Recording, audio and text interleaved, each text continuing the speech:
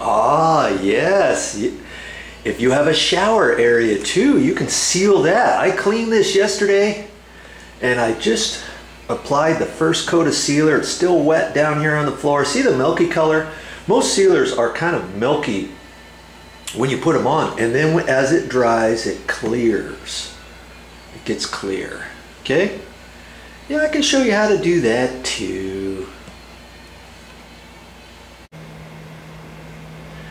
Well, I just showed you a quick video on how to install sealer on this floor.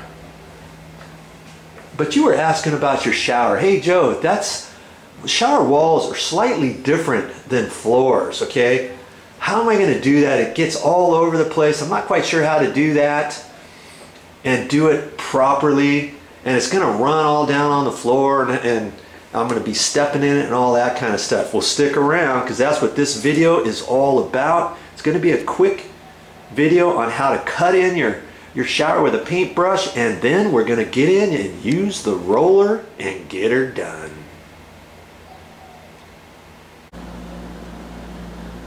Ha! You were wondering, how are you going to do that, Joe? That shower is already done. Well, as luck would have it, we've got a second shower in this condo all ready for me to seal. You're in luck after all.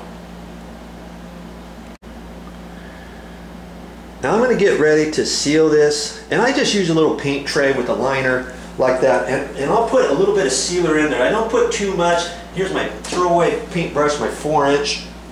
And I think I showed you another video a few years ago, in fact, on how to do this, and I had a little container, and I put the sealer in a yellow bucket, and I held it with my hand, and I dipped in there. Because this way is a little bit more tricky, because if you can imagine, you're going to hold this. We're going to hold this up like this and just dip out of there. If you're not watching it, you're reaching up there trying to cut in. This thing you could hold it like that. If you put too much sealer in there, then it starts dripping out of here. It gets all over the place. Okay, so we're just going to have a little bit of sealer in there, and then I hope you're a good juggler, because we don't want to spill that, do we? And here I'm just going to use a little step stool to get up there. If you don't have one of those come in really handy for this. If you got a 6-foot ladder, it's bulky and it's awkward, and you got to move that all over the place and reach around it and all that. If you got something like this, this is the best thing to use.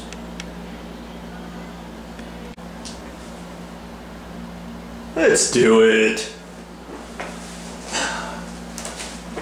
Got my container here. I'm just going to hang on to this. I don't want to get up too close to the wall, but see, I don't have anything on here yet. The idea is we're going to put this on here and then push up to it, right up to the edge. And as you do that, then you're going to lift your paintbrush up at an angle, because we're going to get right in that groove. Don't think that you're just going to do the tile and not the groove, because the groove is right up next to the paint or the ceiling, and you're afraid to do that. Okay, we're just going to push it up there, put it at an angle like that, push it up, angle it out, and go across. Dip in here a little bit at a time, and then hold your paintbrush up here like that so it doesn't run all over. Okay? Just like that. I think you can see that. I don't think my head's in the way, is it?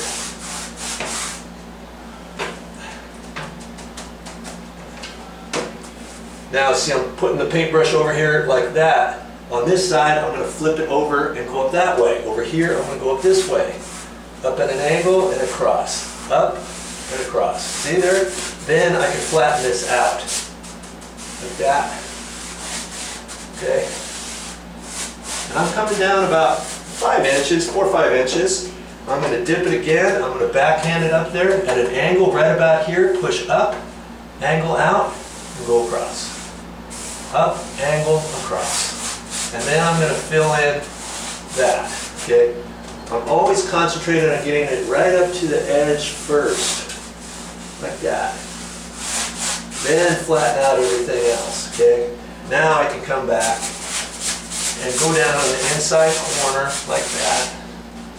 Dip a little bit more. Go down here.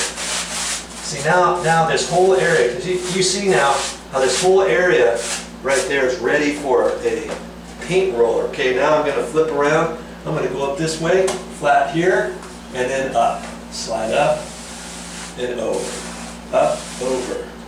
Up, out, over. There. Now I can fill that in. Go across here. Dip some of that. Put it in there. Down here.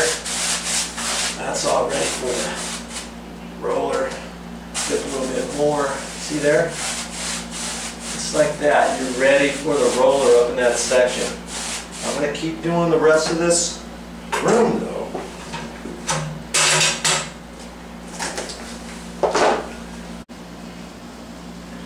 I'm going to quickly try this section here without the light on in the shower and see if it doesn't glare. Okay. I'm still doing this up here. Okay. You can do this. You don't have to hire a painter to come out and do your work. I don't care who you are. Okay, you can do that just as easily as I can do it. If I can do it, you can do it.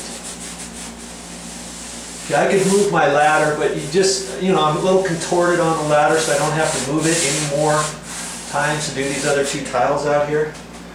And I'm still holding the little paint tray.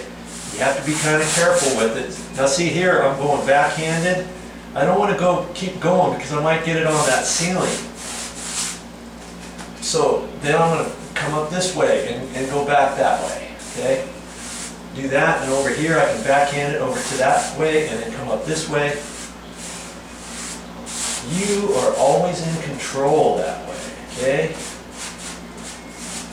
There.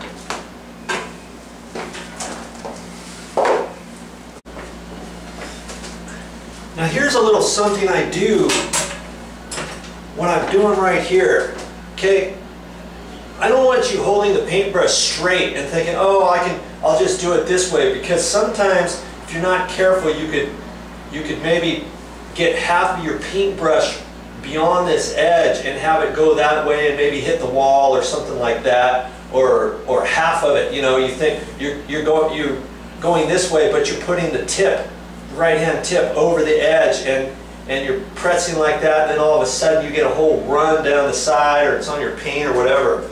I don't do that. I put some on there, but I'm going to come in at an angle this way. See?